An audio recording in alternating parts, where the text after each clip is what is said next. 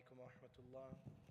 بسم الله الرحمن الرحيم. الحمد لله رب العالمين وأفضل الصلاة وأتم التسليم على سيدنا محمد وعلى آله وصحبه أجمعين.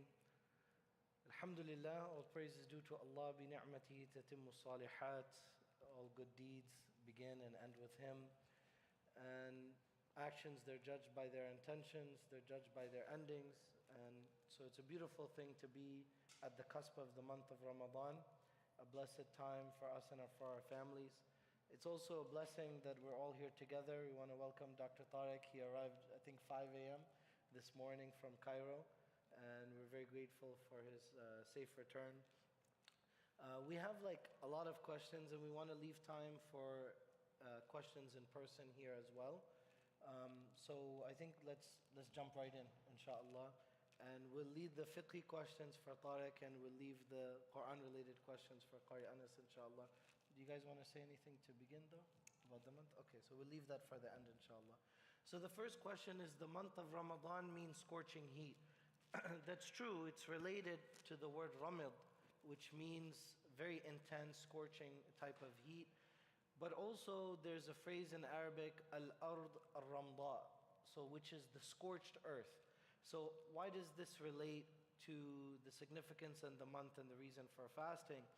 And the connection is that just as the sun scorches off the moisture from the earth, the month of Ramadan, it burns and extinguishes the sins of the believers. So like the sun evaporates the moisture from the surface of the ground, then the month of Ramadan burns away your sins. Now I want to also highlight a deeper spiritual meaning to the month of Ramadan that Abu Hamid al-Ghazali mentions in the Ihya. So you have the fasting of the general people, of the awam. And then, of course, you have, which is just 3 things, basically, which is about eating, fasting, and intimate relations. But then there's the second tier, and that is the fasting of the righteous people, of the pious people.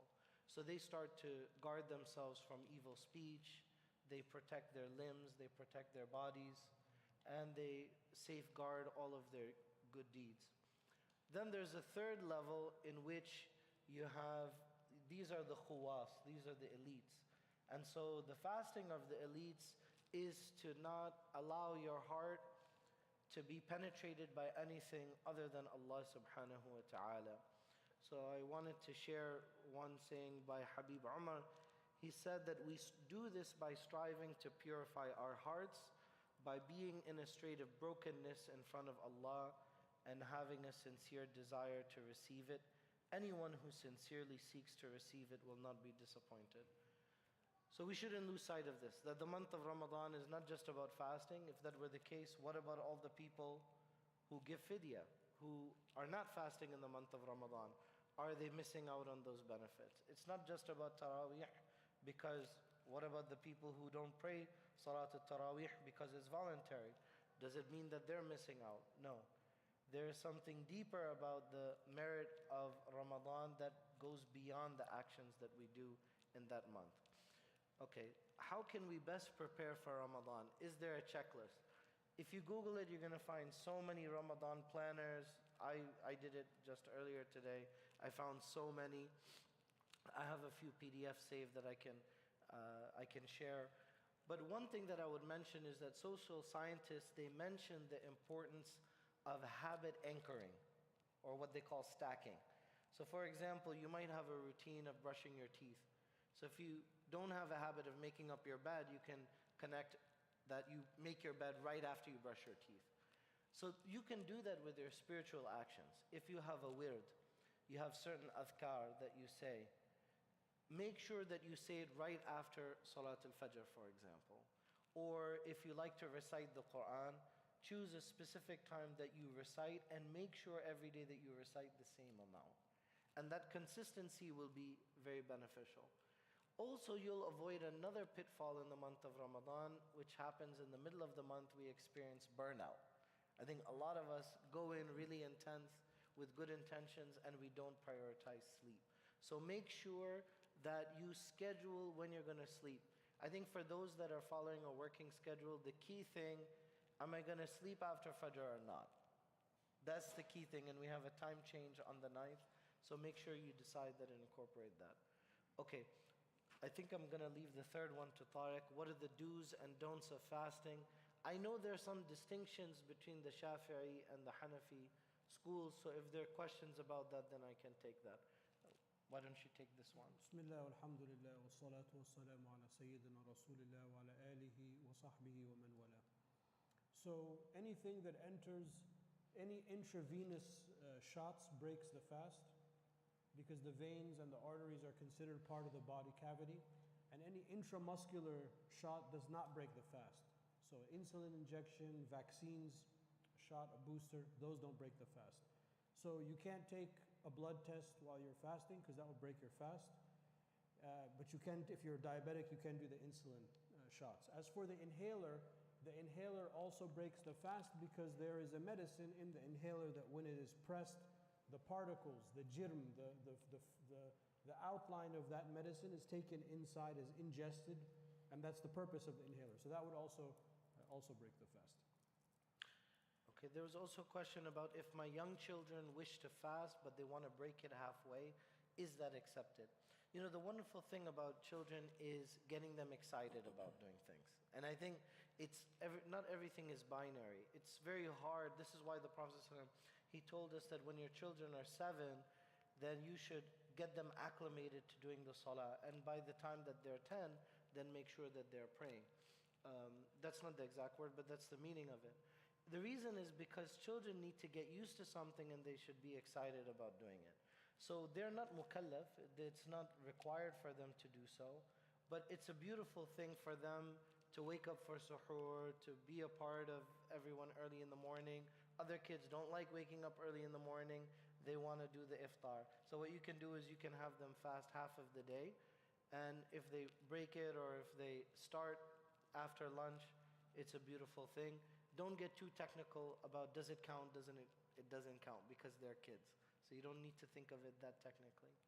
How should children explain Ramadan to their classmates when asked about it? So two things that when we talk to our children and when we talk to non-Muslims about the month of Ramadan in terms of its reasoning. The first one is that we need to gain mastery over the self. And Allah subhanahu wa ta'ala in His infinite wisdom, Kutiba alaykum as-siyam, He has prescribed fasting on us as He prescribed on the nations that preceded us in order that we acquire taqwa. لَعَلَّكُمْ تَتَّقُونَ. But somebody might say, well, taqwa is about avoiding sin or about things that bring a person away from Allah. But how does food and drink do that? The reason is that it allows you to strengthen your defenses. Because if you're able to refrain from food, if you're able to refrain from drink, things that are beneficial, things that are good for you, then when you're in a situation where Allah has made something prohibited that is actually harmful for you, then you'll be very strong and your nafs will not be driving you. So the first one is to master your willpower, and the second part, which is that it allows you to have empathy. And this is another thing, because the month of Ramadan for many of us is a time of giving zakat, giving charity, giving sadaqah. So you can get kids involved. They can do projects, they can help you in volunteering time. So you say the month of Ramadan is a time of having empathy for others. Yes, there's an aspect of fasting that you start to experience the hunger that others experience. This is a secondary benefit to fasting, and this is one that kids will easily understand and that they will relate to. Can I swim while fasting during Ramadan? Yes, right? If you want to add anything to that. And you can, but you have to make sure that the water is not swallowed and it gets too far inside the ears. So there's wax that swimmers have that they put on the outside of their ear so that water doesn't get in, because the entrance into the ear is also part of the body cavity. How can we strengthen our connection with the Quran during and after Ramadan? What if we struggle with Arabic recitation? You know, the month of Ramadan, شهر رمضان الذي أنزل فيه القرآن. You know, I would recommend Qari Anas, if you can tell us a little bit, how do we have a strong connection with Quran? What if we're not good in reading Arabic? Maybe you can let them know also about the YouTube and how they can follow along. Assalamu alaikum everyone. First I would like to wish everyone Ramadan Mubarak Saeed. May Allah shower you with His blessings inshallah.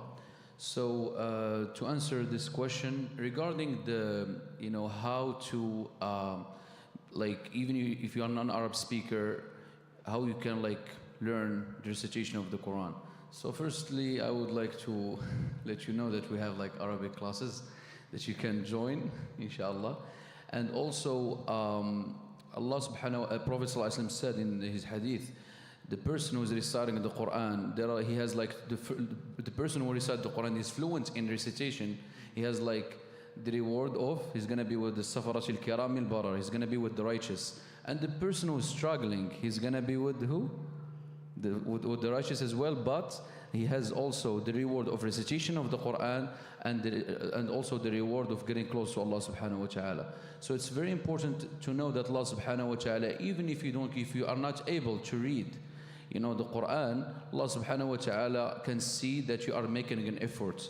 So we don't say alif lam mim harf, but we say alifun harfun wa lamun harf wa mimun harf. It means like each word and each letter you have like reward in it. So basically, after inshallah, since the Ramadan, there is no much time to join the classes inshallah, whether with the ICCP, with me, or any other places, based on your timing inshallah. So I really highly recommend for you just listen to the recordings that's going to be streaming on YouTube.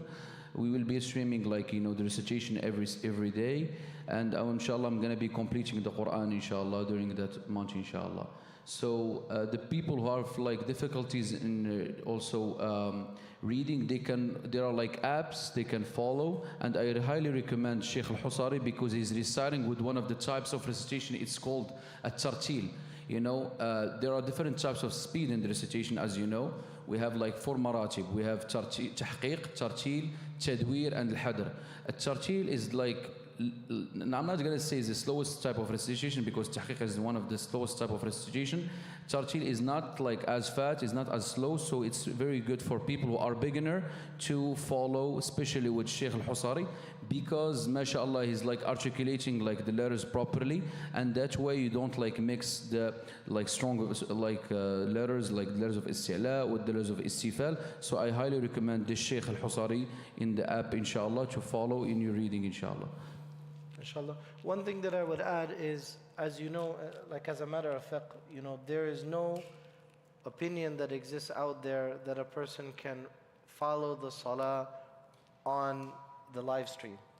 I know that people always ask this. It wasn't one of the questions, but it always comes up. But that's a good thing, because that means you can pray your own Aisha at home, you can open the live stream, and you can have the Mus'haf open, you can read it in Arabic and in English. And that way you'll be following along with the recitation. Your Arabic recitation will improve because you'll hear somebody who's mahir, as the Prophet ﷺ said, who is proficient in the Quran, right? And as a result, your Arabic proficiency will increase. You'll become accustomed to the recitation with tajweed. And because you're not in salah, you'll be able to follow along in English as well.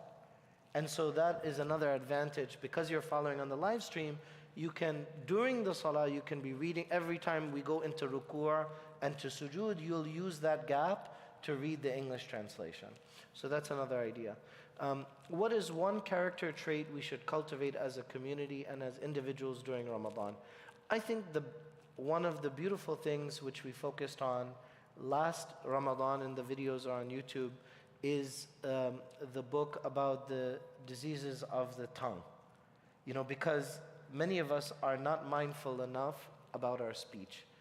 And that's one of the key things that we need to focus on in the month of Ramadan is beautiful speech. It can really drive a wedge between people. It can destroy relationships. And it's also something that brings people together, right? So, as Ibn al-Qayyim mentioned, that lisanul mar'i, that the tongue of a person is like a spoon, right? So it gives you a taste of what the person is really like, right? So it's a reflection, tarjuman al-qalb, right? So it's the interpreter of the heart. So while you're fasting with your limbs and your body, I would suggest that you can elevate it to the second level, the fasting of the pious that Imam al-Ghazali mentioned, by focusing on your speech. And that's something that we can do together. You know, it's a beautiful thing to have good intentions in the first night of Ramadan for the first day of Ramadan. So as a family, you might gather together and you can ask each person, what's your intention? What are you going to focus on in the month of Ramadan? And maybe as a family, you can have a collective intention that let's reprogram and let's change how we talk to each other. With smartphones being a major distraction, how can we ensure they don't affect our spirituality while benefiting from their utility? I mean, I wish I could say don't use your smartphone, but that's not realistic, right? We're all on it all the time. 2 suggestions. One is only use social media at a specific time in the day.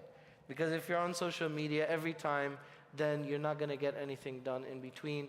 It actually affects your brain. I mean, people need that dopamine high, and you don't want to be it actually can make you more anxious. So the second thing that I would mention is turn off your notifications. Most of the time we're going about our day and we're doing stuff, but then a notification pops up in our phone and then we pick it up because we have to find out, why is my phone buzzing? So if you do that in the month of Ramadan, then you'll be more intentional in your actions.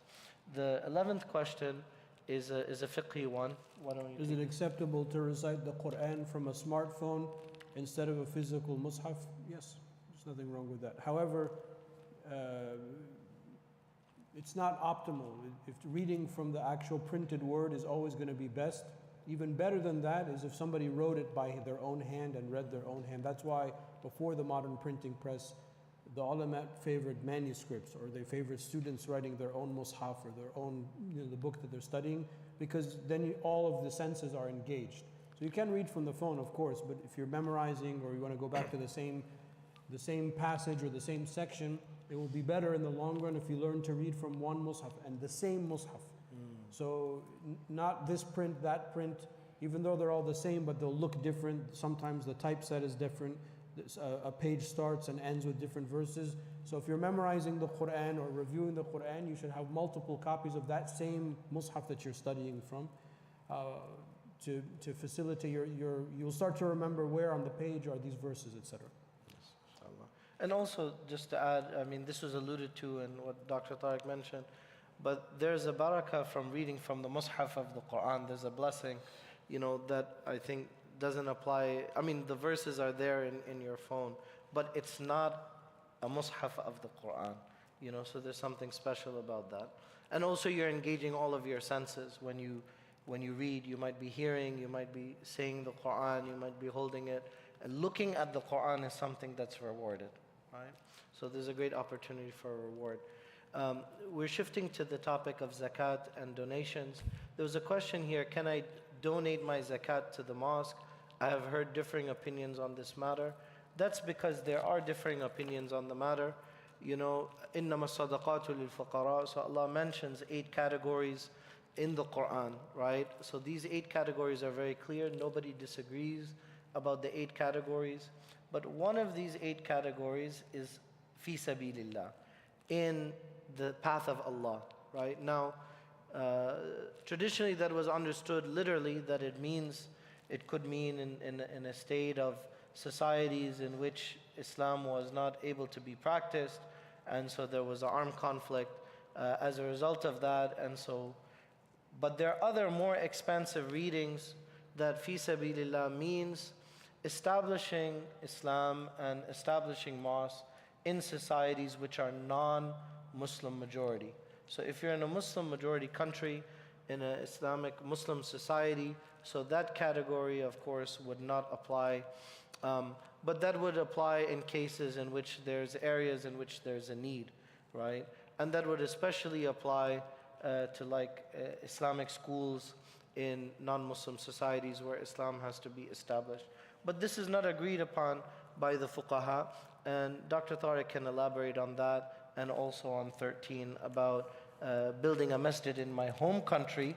They didn't specify, maybe their home country is Switzerland. We don't know which home country it is, but I'm assuming from the question it's a Muslim majority country. Yeah, so fi sabilillah is understood as jihad, And then the Salaf themselves disagreed. Is jihad bil jinan, is jihad only by the body, or bil lisan, or can it be by the tongue? So the Salaf themselves, they disagreed about the meaning of that category, one of the 8 categories of the recipients of zakah. So for us, I personally am conservative on this point, and I do not believe that it's appropriate to give zakah to an institution, because the categories of zakah are individuals. However, many of the modern fiqh bodies allow the giving of zakah to mosques like this if the mosque is engaging in critical services. And that comes back to the onus is on us and the board to articulate those services. So if we are, which I believe we are in this case, providing critical services that only this mosque provides to the community, then this is in itself fi sabilillah. So for us to say yes, it's permissible, which that's the opinion that the board has taken at ICCP, that we have to be very clear that that's what we are doing. We are engaging in these critical services, because if we do not engage in these critical services, the community will not have their full Islam intact. As far as giving zakah, if in a Muslim majority country, that can't be given to the mosque, because those mosques are supported by various ministries of endowment. Should I just do the rest of the zakat questions? Bismillah, please. Yeah. Okay, does providing food and provisions to needy families in my country qualify as zakah? If they are in need, because the zakah can be given in money and it can be given in food. It also depends what type of zakah you are giving. So if you have money, you give from that excess money zakah. If you trade and you have a store and you have different products, then you're going to give from the excess of those products. If you have livestock, you take from the livestock and you give the livestock in zakah. So it depends what kind of zakah you are going to be giving. Can zakah be used to assist young women who cannot afford dowries for marriage? Yes, but it's the man that gives the dowry, not the woman. I don't know why the question is formed this way. No, the question is on there on purpose. So unfortunately, in some of our cultural places, it's not mentioned, but I will mention the example of India, for example. So it goes back hundreds of years that there's a cultural practice that has been made illegal, that the girl's family should make a payment of dowry to the men's family. Most of the Muslim families don't do that, but some of them do. And unfortunately, that makes it difficult for needy families to have their daughters married. So the way I understood the question is, if there's a needy family and not having funds is preventing a girl from getting married, can zakat funds be used for that? Of course, we know that dowry, it's not acceptable in Islam for the dowry. The mahar is something different. When they say dowry, they mean dowry. Many people distribute zakah in Ramadan. Can we calculate and distribute zakah based on a cycle from one Ramadan to the next? If you have fixed assets and you want to time it that you distribute in Ramadan, that's acceptable. But you have to keep in mind that everyone has their own calendar of zakah, depending on when they come into possession of the money that is zakatable, which is the value of 85 grams of 21 karat gold. So you see on the exchange how much is 85 grams of 21 karat gold. How do we know that it's 21 karat gold? Because that was the type of gold coinage at the time of the Prophet ﷺ. The Prophet ﷺ did not mint his own currency. That came during the Umayyads.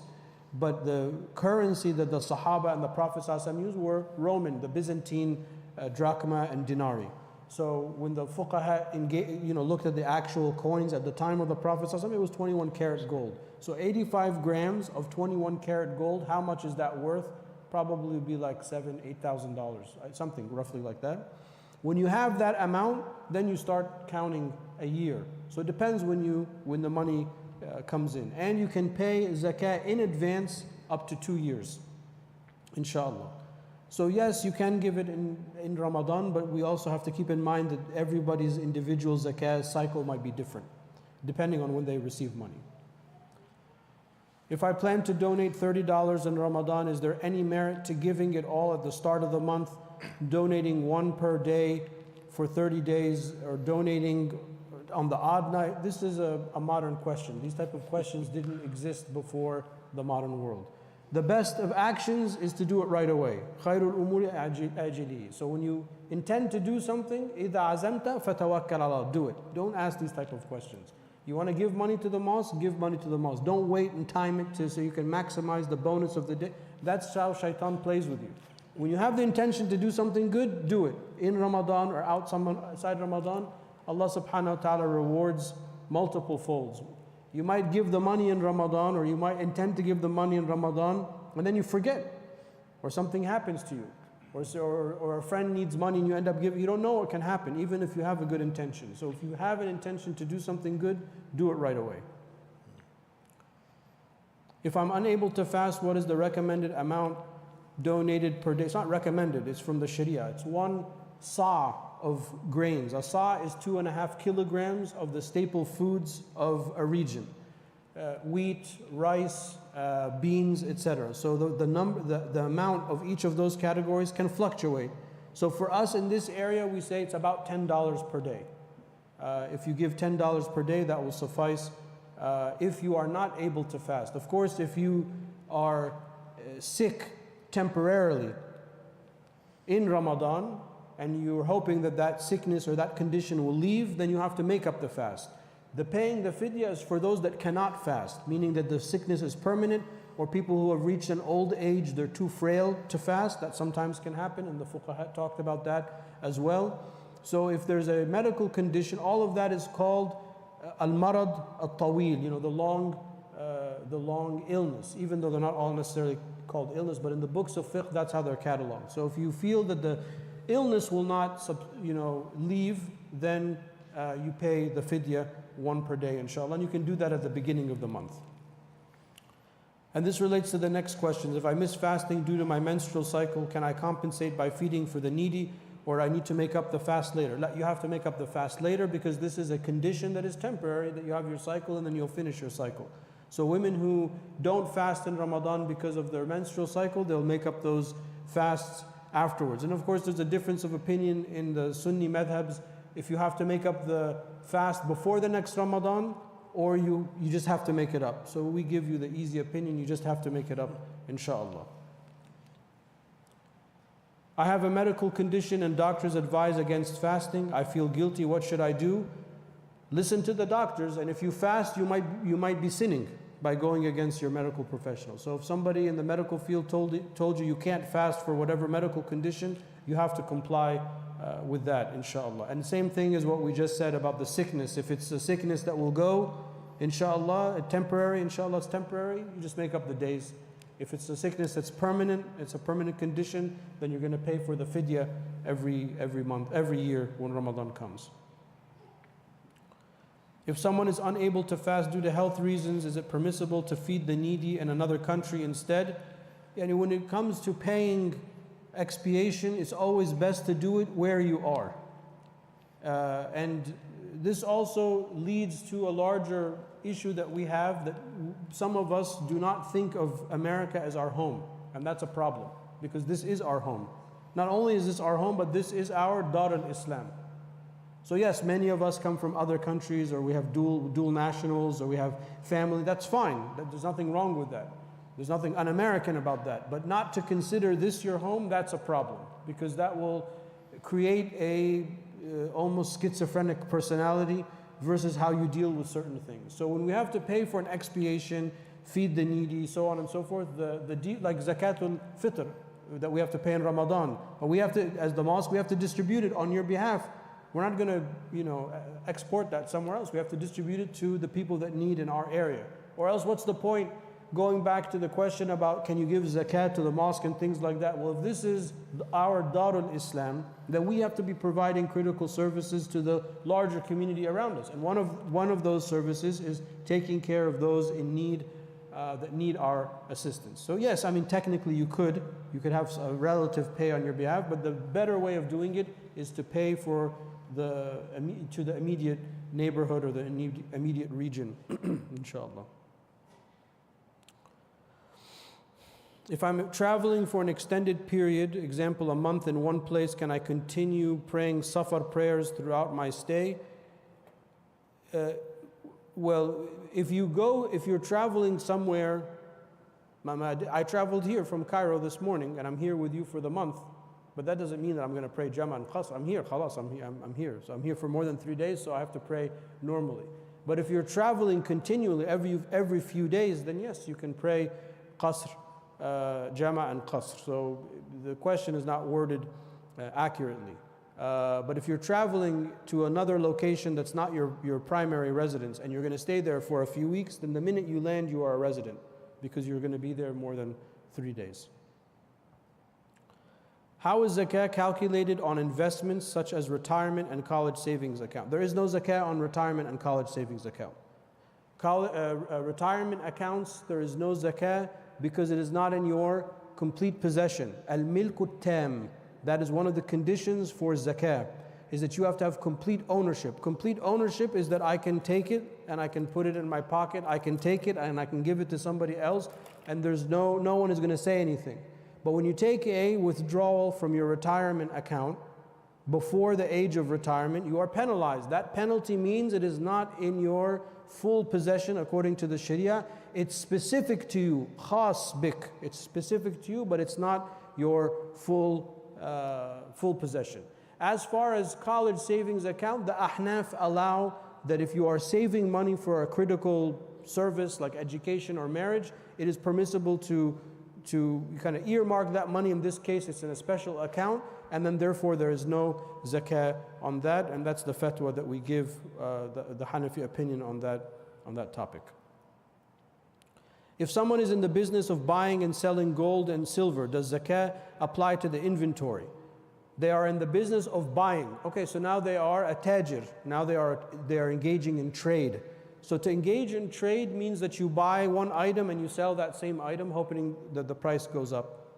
If I take that item and I process that item, I'm no longer a trader, I'm in manufacturing, as-sana. Manufacturing, there's no zakah on the item. But if I'm trading, like if I have a gold store or a jewelry store, or I buy and I sell wholesale of gold and silver, then you're going to pay on the inventory, on the zakah of trade goods, urud al-tijara, at the end of the year. You see how your inventory was in the beginning, how it is at the end, and then you are going to pay the difference. And that's why I said earlier in the zakah question, if I'm buying and selling cement, or if I'm buying and selling soybeans, or if I'm buying and selling any commodity and I'm trading, I'm going to take the excess of that commodity and give that to Bayt al-Mal. So Bayt al-Mal is not just a large bank account, but it has to be an institution that can handle all of these different asset classes. Of course, it might be difficult to do that, so you'll take the value of it, maybe you'll sell a portion of it, liquidate it, and give that actual cash to the zakat distributing agency. But from the traditional fiqh, you're going to take actually from those excess items and you're going to give that to Bayt al-Mal. So if you read in the stories of the Salaf from the time of the Sahaba and the time of the Khulafa, Bayt al-Mal, they had livestock and they had grains and they had fruits and things like that, and they were distributing those things, and then the turnover rate was very rapid. How is zakah calculated on real estate properties that have mortgages? There is no zakah on real estate, whether there are mortgages or no mortgages. There's no zakah on real estate. Maybe we need to have a class on zakah, because now we've veered off, we've taken the exit off of the Ramadan highway, and now we're on the zakah. And now we go to prayer and worship. We're only halfway through. La hawla wa la quwwata illa billah. What are the best du'as to make for the deceased members? Any du'a that, or you can read Yasin for them as comes in the narration. What is the ruling on missed fast for women? Must they make them up before next Ramadan? There's a difference of opinion of that. The opinion that we give you is that you don't have to make it up until the next Ramadan, but you have to get on a schedule of making it up. Don't let what I say let you delay it, because then they stack up, the days stack up. Is Taraweeh compulsory? Should I pray 8 or 20 rak'ahs? Taraweeh is a sunnah, and the sunnah of the Taraweeh is 20 rak'ahs, and in the Maliki madhab it's 36. There is no 8 rak'ah Taraweeh. This comes from a misreading of the hadith, that the only night prayers that the Prophet ﷺ prayed were the 10 rak'ahs, 8 and then the witr, shafa and witr, which is a narration of Sayyidah Aisha alayha salam. And Salafi people, they hold on to that hadith, and this is something that emerged maybe 50, 60 years ago. And then it kind of took hold. So you have some mosques that pray 8 rakahs and some mosques that pray 20, but the sunnah of Taraweeh is 20 rakahs. Pray as much as you can pray. Pray with us at the mosque, there's more reward. If you can't pray at home, if you want to pray the 8 with us and then continue at home, that's fine. If you only want to do the 8, that's fine. All of it is sunnah, all of it is good. So don't restrict that which is expansive.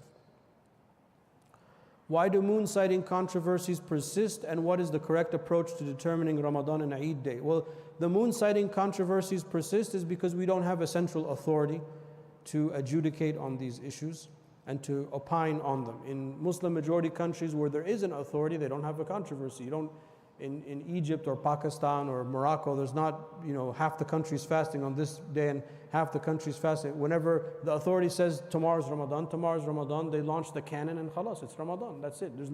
Why do we have the problem here? Is we don't have any central authority, and we don't really have people that are deeply trained in fiqh. So you have a lot of weird things that happen.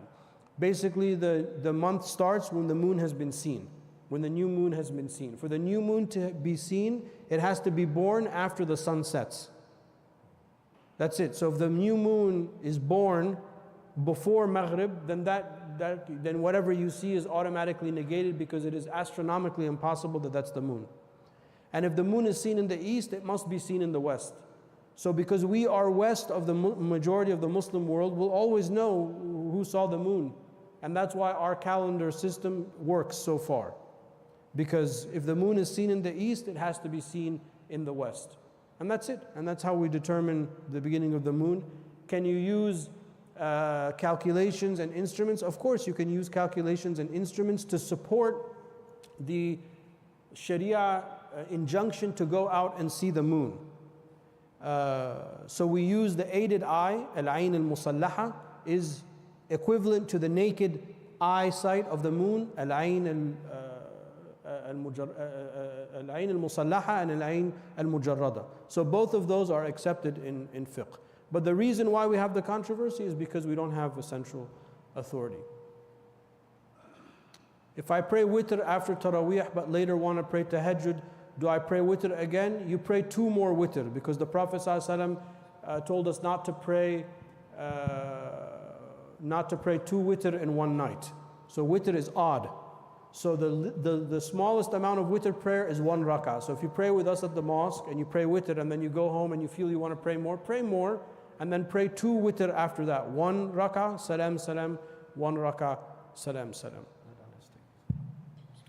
So how does Qari Anas structure his Taraweeh recitation schedule to complete the Quran by the 27th night? He recites like half a juz' at the Taraweeh. How does he cover the rest by the 27th Ramadan? So basically, for the last 10 years, I have been reciting like half a juz'. It depends actually, but most likely like half a juz'. But the rest of it I recite like on behalf of the community at home. So I received this question like many times. Just remember, if I can do like the whole juz', but I have to recite like very fast. So if I recite very fast, actually I guarantee you there will be no khushu'. So, so what I do basically, as Allah subhanahu wa ta'ala said in Surah Al-Muzammil, وَرَتِّلِ الْقُرْآنَ تَرْتِيلًا, recite the Quran with measured recitation. Recite the Quran like slow, so people like feel khushu'. So we want to focus on the quality of the recitation, not the quantity. So and also there are many people are like working the next day. So we do our best to like cover everything in 1 hour. And inshallah, we hope inshallah one day we're gonna be able to do like 2 hours Taraweeh, but we'll be like me and Imam Refai. I'm ready. Inshallah. But this is like how it is basically. I recite on behalf of the community right after I finish the Taraweeh, but I do it like before like Fajr, like any prayers. So that's all about it.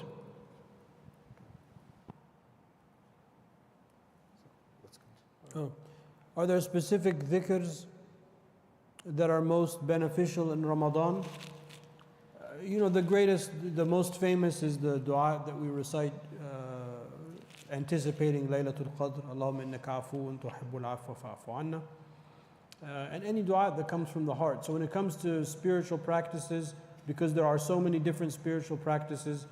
The best is to where you find your heart. Some people incline towards this, some people incline towards that. The importance is that you engage in that which your heart inclines to, because then you will find the khushu'ah that we've been talking about. You'll find it in that, inshallah.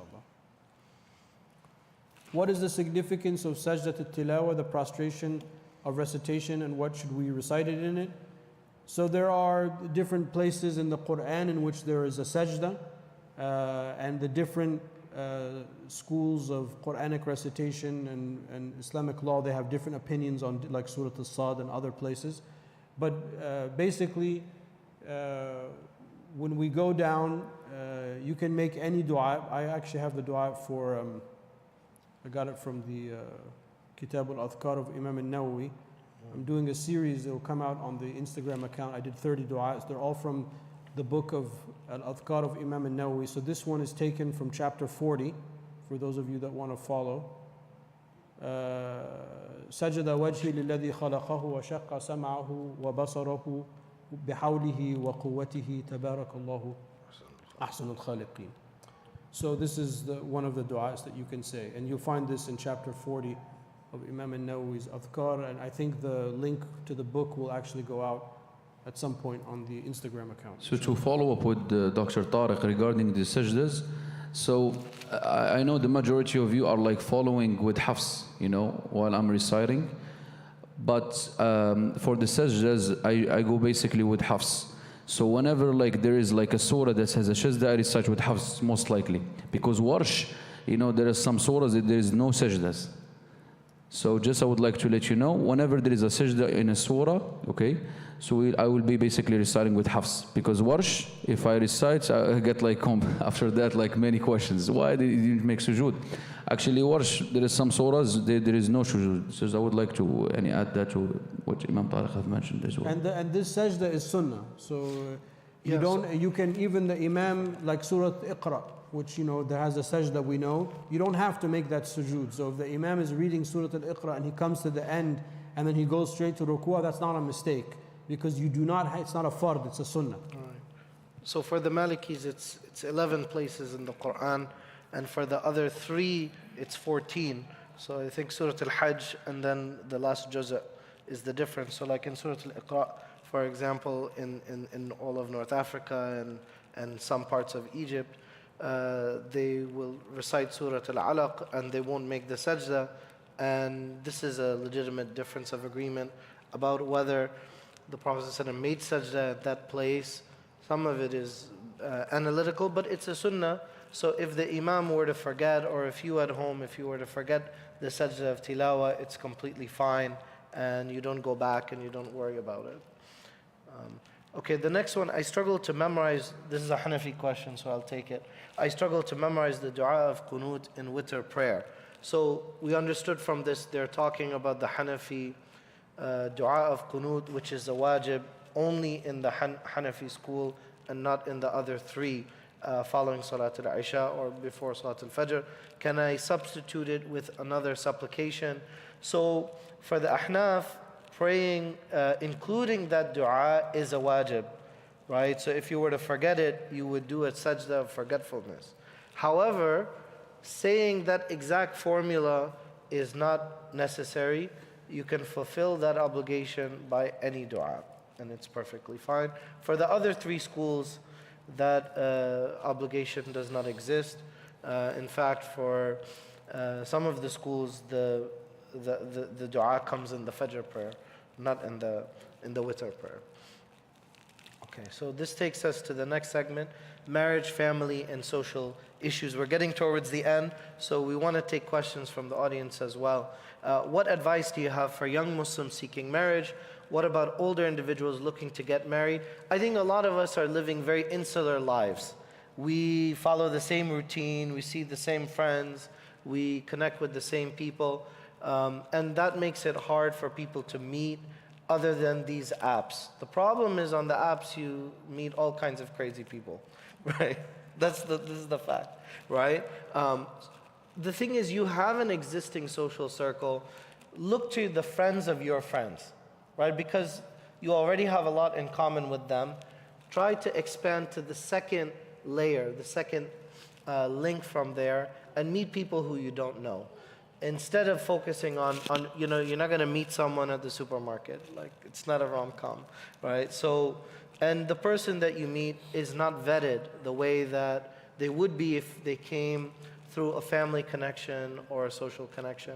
For older people that are looking to get married, my main advice would be to expand your network in the masajid, right? Because if you're looking for somebody practicing, right, and the person doesn't have a relationship with the masjid, so right away there's a, I don't know if I want to say red flag, but there's some color flag that to look into. And so, why did I say that about older people and I didn't say that about younger Muslims, younger professionals that are looking to get married?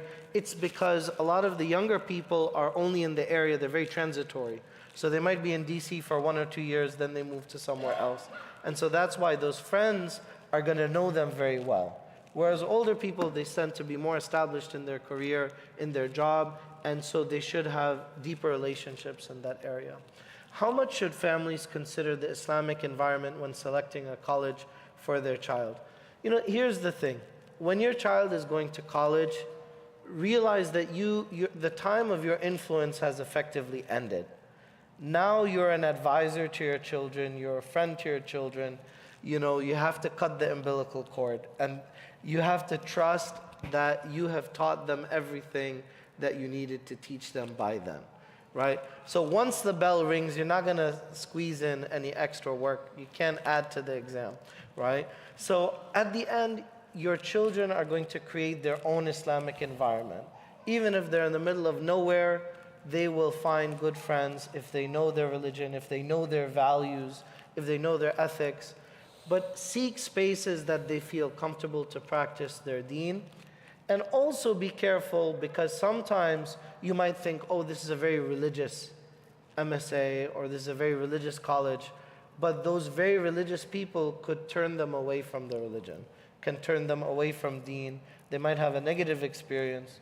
So the world is not so binary, like this is a good influence and this is a bad influence, but rather try to find balance for them, inshallah. If you want to add anything, please go ahead. What are the proper etiquette and behavior in the masjid, especially during Ramadan? You know, Ramadan to donate to the masjid as much as possible. But when you enter and when you exit. Inshallah. Donation boxes everywhere. Donation box. So, you know, Ramadan, we love meeting each other, right? So everybody, you're seeing people after a long time and you're spending time with each other. There's an excitement that comes along with the month of Ramadan, but we should be mindful. وَإِذَا قُرِئَ الْقُرْآنُ فَاسْتَمِعُوا لَهُ وَأَنصِتُوا لَهُ. So be silent when the Quran is recited. This comes up every Jum'ah because I think we have a very beautiful practice here of reciting Quran on Fridays. But, you know, for the person who's listening to the Quran, others who are meeting each other, that can be really bothersome, and it might prevent them from hearing the beautiful recitation. So be mindful of that. Similarly, if people are praying their sunnah, you know, we're lucky that we have spaces here. We have a foyer here, which we didn't have in the other space. So you can step away. If the khutbah is happening, similarly, you know. Sometimes people feel the need because somebody has greeted them. But ask yourself, you know, is that speech necessary? You know, you can just smile, and that will show to the person that you've greeted them without having to say something. If I could just add a couple of things. One of the things that we're blessed with at this mosque is that we have really a campus, not just a mosque. And actually the way that this mosque is set up is very much closer to the way of the Salaf than later developments. So the mosque, and this is something I hope to expand on my Friday Jum'ahs starting tomorrow, and then I'll try to conclude it with Eid prayer. I want to try to reframe sort of how we're thinking about our center. But the mosques always had multiple usages. There wasn't just one use. So when you're thinking about what Imam Refai said, and he alluded to the different spaces, you know, there's a different type of etiquette in this space, where this is like the masalla, this is the place where we're going to pray. You know, it's very different etiquette than if we're going to go to the basketball court and like play or something like that, or if we have a barbecue, or if we have a function. Obviously, what applies in this space is not necessarily going to apply out there. But the overarching etiquette is that this is a space that has been dedicated to the remembrance of God. So this is these are sacred grounds. And this campus is a sacred campus from that point of view. So when you enter, you just want to put yourself in your mindset that this is a special place. This is a place that's supposed to be serene. And we're supposed to be positive, to take care of it, to not trash it, etc. But also we're blessed that we have different little pockets of spaces that we can do different things, and in that way really fulfill the different services that we want and fulfill the different expressions of Islam that we have. Alhamdulillah. And Qari Anas, he recited, right, in the second rak'ah. As Imam Refai mentioned, وَإِذَا قُرَأَ الْقُرْآنُ فَاسْتَمِعُوا لَهُ وَأَنْصِتُوا لَعَلَّكُمْ تُرْحَمُونَ. So just like little joke I would like to say about that, like 4 or 5 years back, in the first row, I was leading Taraweeh, and one of the brothers, he received a call, and he took the call and said, "Sorry, I'm praying. I will call you back once I finish." Wallahi al-Azim. So sorry, I'm busy now. Yes, he said, sorry. "Sorry, I'm praying. I will call you back." Yeah, whatever. Yes. Yes. So if you speak more than 6 words, khalas, your prayer is long. Sorry, I'm busy. If he said, "I'll call you back," we could have found a way to keep him in the salah. But more than 6 words, khalas, he's out of the prayer. So I don't know who's thinking about prenup agreements in the month of Ramadan, but we have a question. Is a prenup agreement permissible in Islam? Yes, of course, you can make agreements and you can have conditions. Of course, there's some requirements for which conditions are acceptable. It cannot contradict, the main purposes of the marriage or the Sharia. Why might a Muslim couple choose to include it in their marriage contract? I highly recommend it. Others, they disagree because they think like you're contemplating divorce at the time. But I think that, marriage and divorce are, opposites of the same coin, right? Because people choose to be married and they choose every day to stay married. And so having terms that are acceptable to you from the beginning, I think communicates it, and I think it's a good practice. But that's just my personal opinion. What is the Islamic ruling on inheritance for non-Muslim children? It's not permissible as legal heirs, but you can make a bequest. Right? The traditional fiqh is that you do not inherit across religion. The difference of religion prevents the inheritance. However, the fuqaha understood this to be applicable in Muslim majority situations. So in a country like Imam al-Razi and others, they'll say like in America, that would be permissible to even inherit across religions in a non-Muslim state. Okay. Alhamdulillah, this takes us to the last segment. How can we maintain inner peace and faith in times of global conflict and uncertainty? This is a topic we've been talking about, especially in the Jummah khutbahs. I recommend a book. I mentioned in the beginning Habib Umar from Yemen. He has a beautiful book which is in English, Kingdom of the Heart, that talks about being mindful of your emotional state and not being susceptible to the outward turmoil, being in a state of contentment. Of course, when we see suffering throughout the ummah, it affects us and it hurts us. اشتكى منه عضو واحد, if even one limb is suffering, that تداعى له سائر الجسد بالسحرة والحمى. So you're overcome, right? So of course, the sign of the believer is that the person cares about others and about all of humanity. But of course, you can't be that easily affected, that because human suffering is not new. It didn't start last year, it didn't start 2 years ago. It has been part of the human condition. If I forget whether I have prayed 2 or 3 rak'ahs in Maghrib, what should I do according to the Shafi'i school of thought? This is the question of ashak wal yaqeen. So of course you're going to go to the 2 rather than the 3. The original opinion of Imam Hanifa, the question was about Shafi'i, which is you're going to go with 2. The original opinion of Imam Hanifa was that you should go al-aghlab al-dhann, whichever one you incline towards. But most of the contemporary Hanafi scholars, they follow Imam Shafi'i on this, that it's safer to go with the lower number. If I know I'll be busy at Asr time, can I combine Dhuhr and Asr in advance? I'm going to answer no, but I'll let Dr. Tarek answer this as well. Yes, you can, because of the hadith of Ibn Abbas in Sahih Muslim that the Prophet ﷺ combined Dhuhr and Asr and Maghrib and Isha in Medina for no reason. And Imam Shafi'i took this hadith to indicate the permissibility of joining the prayers without reason.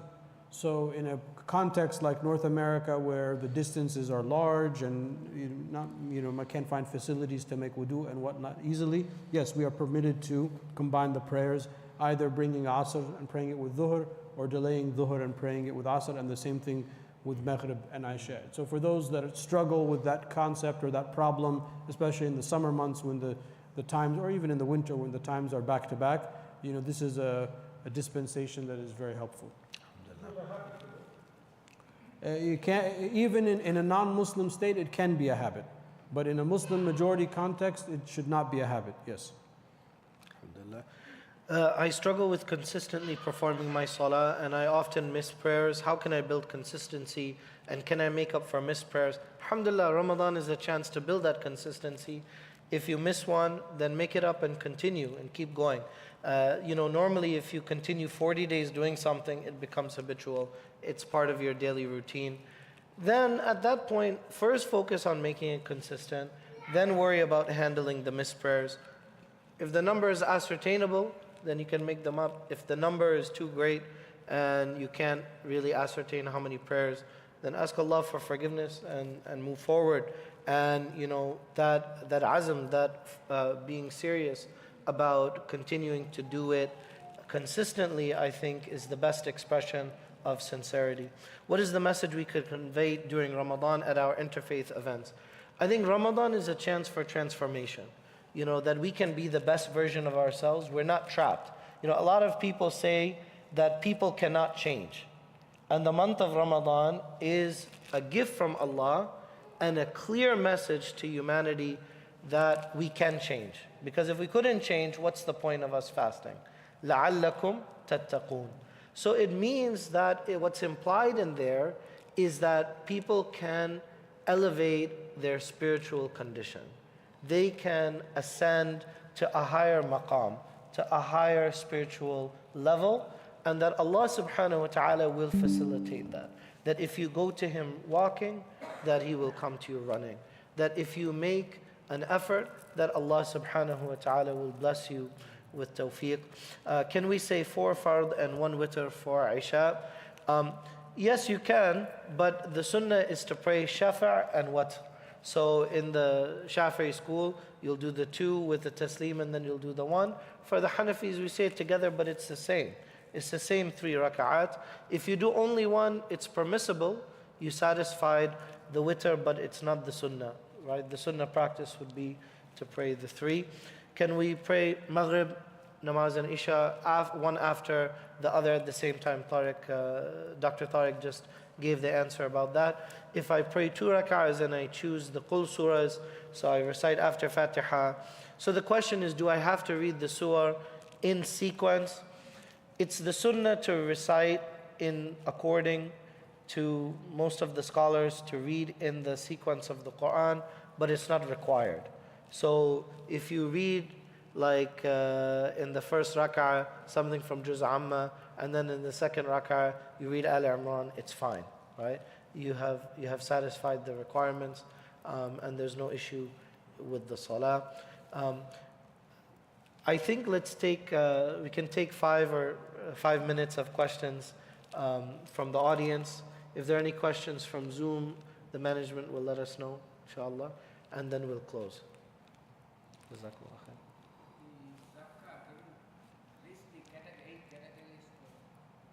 To list the 8 categories, it's in the ayah. الفقراء والمساكين والعاملين عليها والمؤلفة قلوبهم وفي الرقاب وفي سبيل الله وابن السبيل. إنما الصدقات للفقراء والمساكين والعاملين عليها والمؤلفة قلوبهم وفي الرقاب والغارمين وفي سبيل الله وابن السبيل. Good. So the poor and the needy, الفقراء والمساكين, العاملين عليها, those that distribute the zakah, وَابْنِ السَّبِيل, the person who has traveled, who is stuck, they need to get home. Al-Gharimin are those that are in debt. Al-Mu'allafati qulubuhum, those whose hearts are to be reconciled, meaning those, which is a category that doesn't necessarily exist for us, but those that are on the frontiers of a Muslim state and they are Muslims, and supporting them is cheaper than defending, an enemy or something like that. وَفِي سَبِيلِ اللَّهِ we talked about, to fight. What did I miss? وفي الرقاب. And for riqab, and those that are slaved that can be freed. So those are the 8 categories of zakat. The poor and the needy are different categories of I don't have. So one is I need 100 every month and I have 90. Another one is I need 100 every month and I have 50. I mean, they're still falling short, but there's just 2 distinguishing classes about the poor and the needy. And then those that are in debt is something that we also forget. So people that are in debt, you can fulfill their debt through the zakat. Any others? Yes.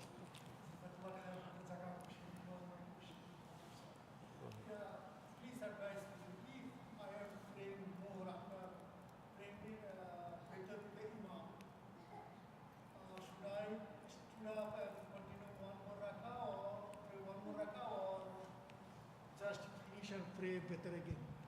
Either one. You can stand up and after the Imam does the taslim, so that way you have not prayed with it, and then you can pray with it at home.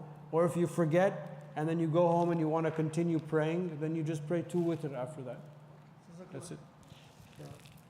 I think take the decision based on how good you are at waking up with an alarm, because sometimes people are afraid that they will oversleep, or so they want to pray the witr just to make sure that they get it in. But if you know that you're going to pray witr at the end of the night, then I would recommend what you said, which is that you make the intention that this will be a nafil prayer.